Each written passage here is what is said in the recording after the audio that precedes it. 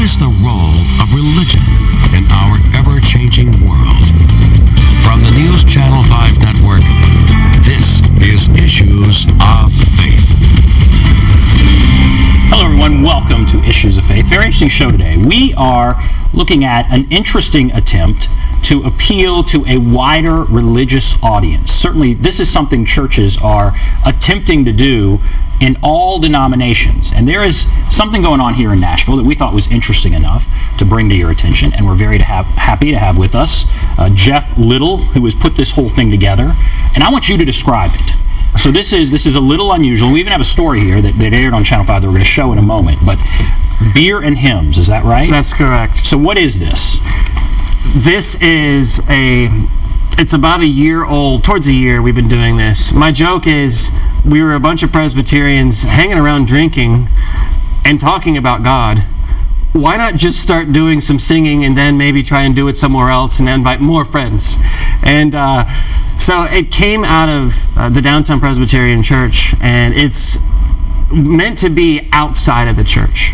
We have enough things going on in our building. This is something we can take out, and so we've been doing it at Mad Donna's in East Nashville. We've experimented with some other ideas. We have some other stuff coming up, other areas we want to go. But the whole point is, let's get together and sing the songs of our faith, the hymns. We'd like for them to be 100 years old and older. And it's fun. It's fun to sing. We don't have a big agenda. And it's more and more difficult to get people to walk into the doors of a church, to get them to go into the sanctuary. This is an example of you going outside. Is that right? Yeah, that's right. I'm a member of Downtown Presbyterian Church, a proud member. So many wonderful relationships there, a lot of support for this event. But we wanted to get outside of the church building. We're not under the illusion that folks are just trying to get in our building. We have a church that seats about 600, about 90 average every Sunday. You have to ask, well, Nashville's downtown is thriving. Where is everybody on Sunday morning? Our service is at 11. It's not super early. Going out to the bars, in this case, we've been at Mad Donna's. There's a plan we have set to go to Black Abbey Brewing Company, which is over near 100 Oaks Mall. They've been wonderful partners so far for our event, June 11th. The plan is to throw it as wide open as possible and give folks who may not even currently have a faith community, or even who thought they were interested, to have the chance to be interested in singing hymns they may have known years ago, and also just have a good time. Well, it's a very interesting concept, and we actually did a story about it. Our photojournalist, Bud Nelson, did a story that aired on Channel 5. You might imagine there's some people that voice some concerns about it, so I think that's included in this story. Why don't we take a look at this story, then we'll come back and talk some more. When I think about Nashville, I think you couldn't have a city that's more full of religious people. Nashville is a wonderfully complex city when it comes to spirituality and faith. I see a perfect table for you.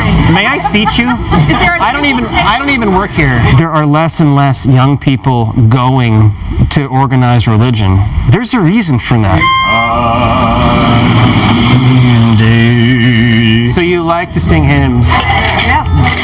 I think there is actually a desire deep in the human heart to sing. Oh, that's doable. Okay, what key is that? Is it okay if you go to a bar and sing them as well? Is that okay with you? Okay. Oh, yeah, that's what we're doing.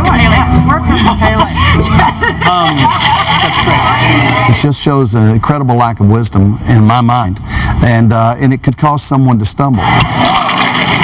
We have to be in the world, but not of the world. We live to the beat of a different drum. And the beer and hymns that I'm a part of, or that I'm giving leadership to, I am not interested in people being drunk. It's our first time, but we're really excited about So for the first song, it's going to be Amazing Grace, how sweet the sound. It's a beautiful moment. It's a beautiful song. There's just a power to it, and there's a feeling that comes out of it. I'm glad we got something like this in Nashville. I'm able to really connect with a deep part of myself, and I think strengthen spiritually, grow spiritually, along with others that are having a similar experience around me. It's just a chance to sing, and I believe singing makes the heart feel good.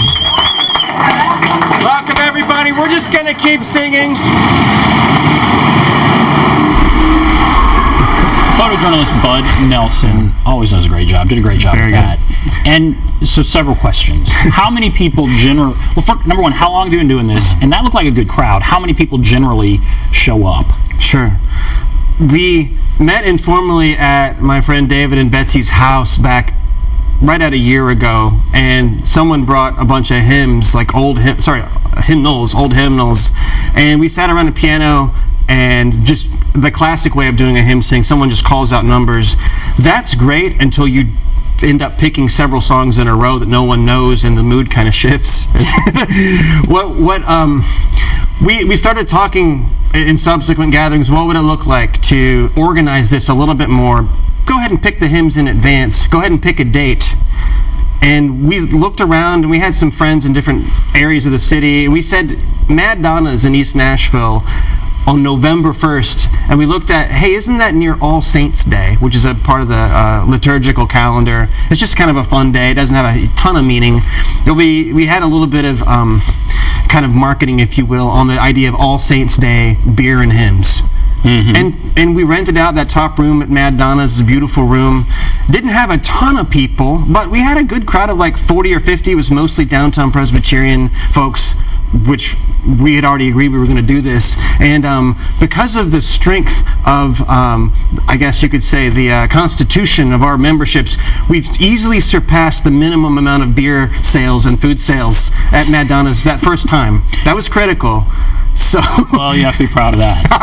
Now, and then do people that are, say, just at the bar just because they walked in, that night, do they then gravitate toward what you're doing, and that then the numbers swell that way, or what about just people that happen to be there on that night? Do they come over and check it out and wind up doing this? Yeah, that's a question we actually were asking ourselves too.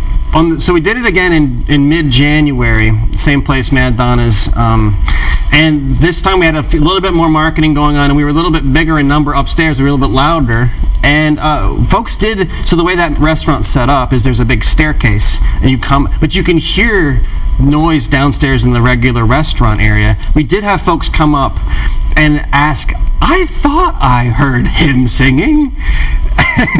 And they're like, so how much is it? And I'm like, no, it's totally free. And they're like, well, what do we have to do? And I would just hand them we've printed up our own custom hymnals, if you will, not the music notation, but just the words. And then we picked hymns that they're at least easy to sing, and a fair amount of folks would know. So hymns like Amazing Grace, Be Thou My Vision, Love Divines, All Loves Excelling, those kinds of more popular hymns.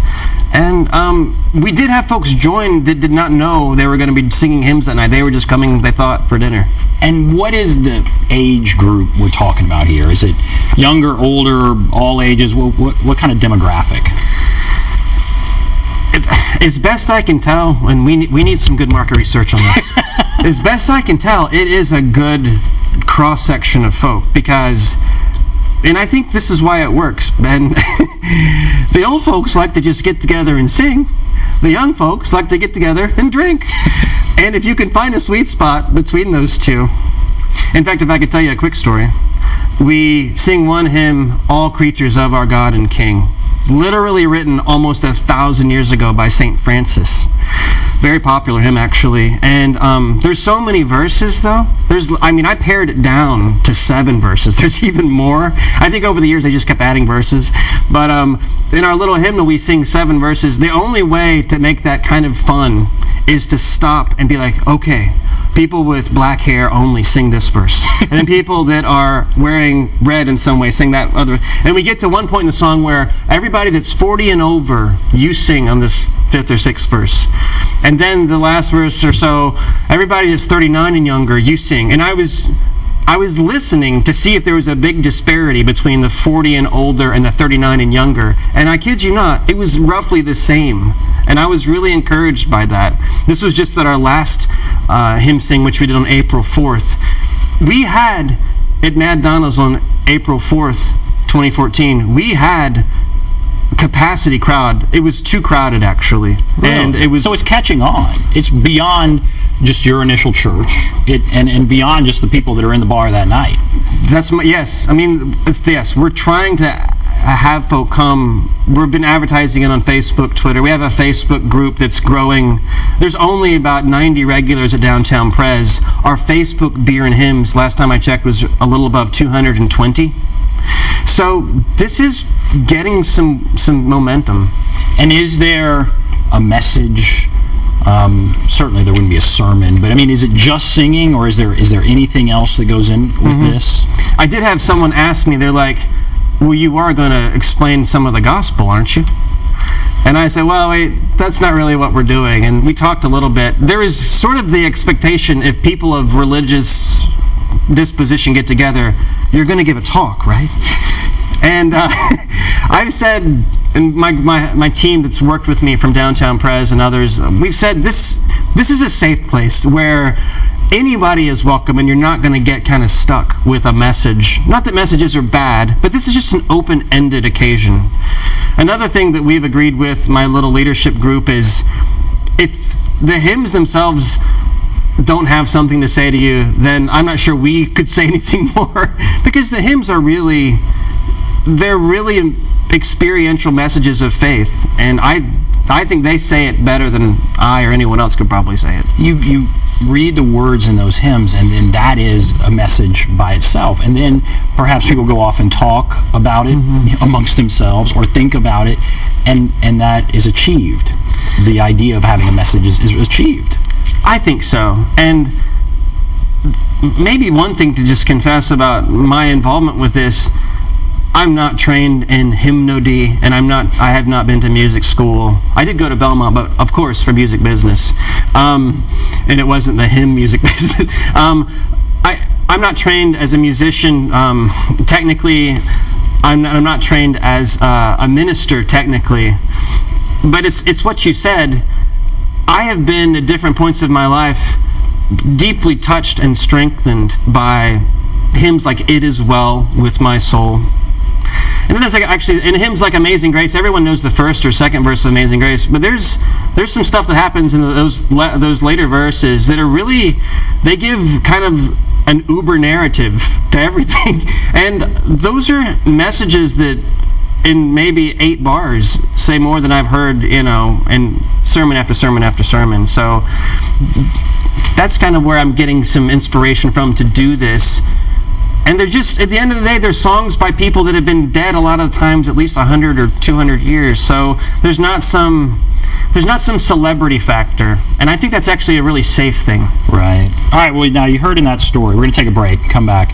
You heard in that story there were some people who said this shows a lack of wisdom, that we need to be in the world, not of the world. We'll talk a little bit about that when we come back. We'll take a break, be back right after this.